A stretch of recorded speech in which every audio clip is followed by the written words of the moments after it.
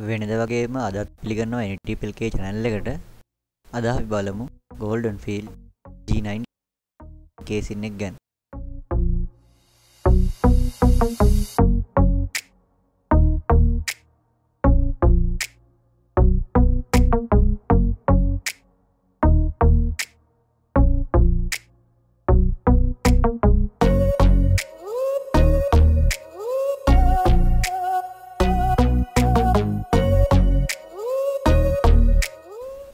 ඔයාලට කේසින් එකේ ඉස්සරහ පැත්ත මේ විදිහට බලා ගන්න පුළුවන් වෙනවා.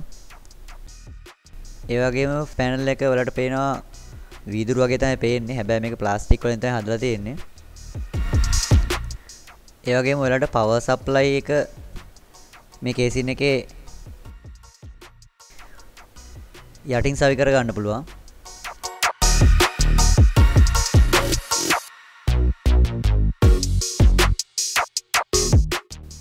මෙතනදී වෙලාවට පේනවා ඩස්ට් ෆිල්ටර් එක තියෙනවා. මේ ගොඩක්ම වාසිදායකයි මොකද අපිට දූවිලි යෑම වළක්ව ගන්න පුළුවන්. ඒක මැග්නට් වලින් ඇලෙන විදිහට තමයි හයි කරලා තියෙන්නේ. මෙතෙන්ට ඒ වගේම වෝටර් කූලින් සිස්ටම් එකක් හයි කර ගන්නත් පුළුවන් ඕන නම්. නැත්නම් ෆෑන් දෙකක් හයි කර ගන්නත් පුළුවන්.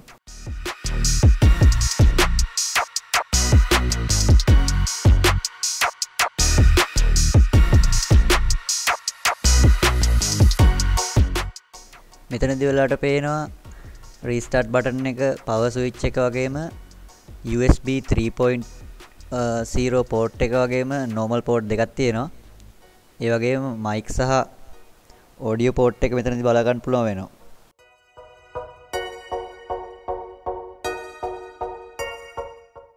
මෙන්න මෙතනදී වෙලාවට ගත්තොත් ඔයාලට ලොකු වාසියක් තියෙනවා. අනික් කේසින් වල වගේ නෙමෙයි මේකට DVD ROM එකක් right track වගේ හයි කරගන්න පුළුවන්.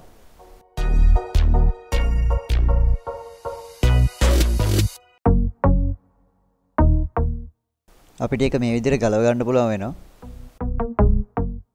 ඔයාලට කැමති නම් මෙතන DVD ROM එකක් වගේ හයි කරගන්න පුළුවන්.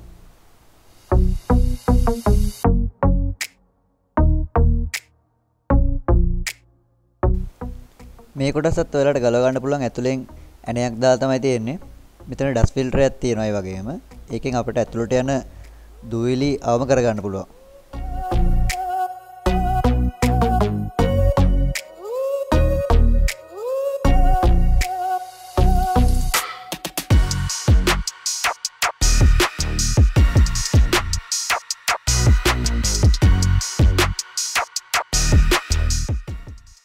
අපිට මේ කොටස ගලව ගන්න පුළුවන්. මම මේක ගල්ලා පෙන්නන්නම් ඔයාලට.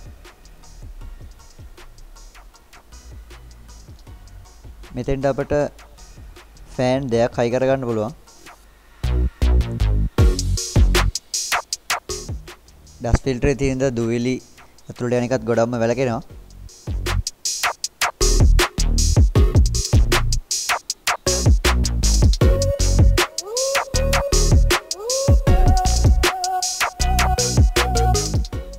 අපිට මෙතෙන්ට ගොඩක් ලොකු මං හිතන්නේ ෆුල් සයිස්ම ග්‍රැෆික් කාඩ් එකක් හයි කරන්න පුළුවන් වෙයි. ඒක වලට ගොඩක් වැදගත් වෙනවා ඉස්සරහට අප්ග්‍රේඩ් කරනවා නම් මැෂින් එක. මෙන්න මෙතෙන්ට අපිට රේඩියේටර් එකක් නැත්නම් වෝටර් කූලින් සිස්ටම් එකක් හයි කරන්න පුළුවන්. ඒ වගේම මෙතෙන්ට තව ෆෑන් එකක් හයි කරන්නත් පුළුවන්. ඒ වගේම මෙතන මේ යට වෙලාට පේනවා එතෙන්ට අපිට ෆෑන් දෙකක් හයි කරන්න පුළුවන්. ඒකෙන් අපිට ග්‍රැෆික් කාඩ් එක කූල් කරගන්න පුළුවන් වෙනවා. ඒක ගොඩක් වටිනවා ඉතින්.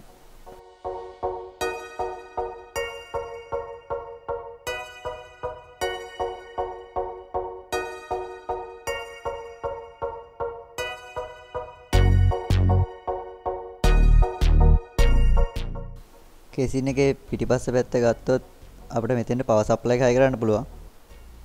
ඒ වගේ මෙතනත් අපිට ඩස්ට් ෆිල්ටර් එකක් දීලා තියෙනවා. එතනින් ඇතුළට දූවිලි යන එක ගොඩක්ම අඩු වෙනවා එකෙන්. ඒක අපිට අයින් කරලා පිරිසිදු කරගන්නත් පුළුවන්. ඒ වගේම අපිට කේසින් එකේ යට වෙලාට පේනවා ඇති හොඳ ඉඩකඩක් තියෙනවා.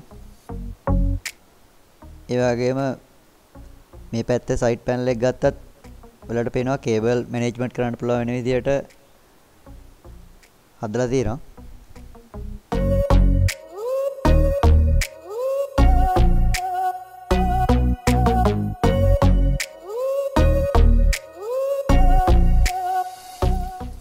ඔයාලට පේනවා මෙතන ට්‍රේ දෙකක් තියෙනවා. ඒ ට්‍රේ දෙකට අපිට hard drive mount කරගන්න පුළුවන්.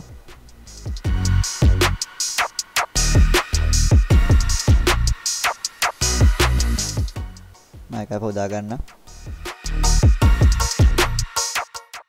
ඒ වගේ මෙතෙන්ට අපිට පුළුවන් SSD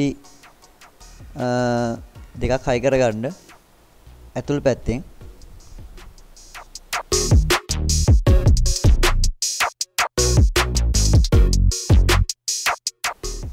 මෙතන අපිට ගොඩක් ඉඩකඩ තියෙන නිසා හොඳට කේබල් මැනේජ්මන්ට් කරගන්න පුළුවන්. ඒ වගේ මෙතෙන්ට පවර් සප්ලයි යුනිට් එක හයි කරන්න පුළුවන් වෙනවා. අවසාන වශයෙන් ඔයාලට මෙතන පේනවා ෆ්‍රොන්ට් පැනල් කේබල් ටික, ඔඩියෝ පෝට් එක, USB පෝට් එක සහ USB 3. කේබල් එක බලා ගන්න පුළුවන්.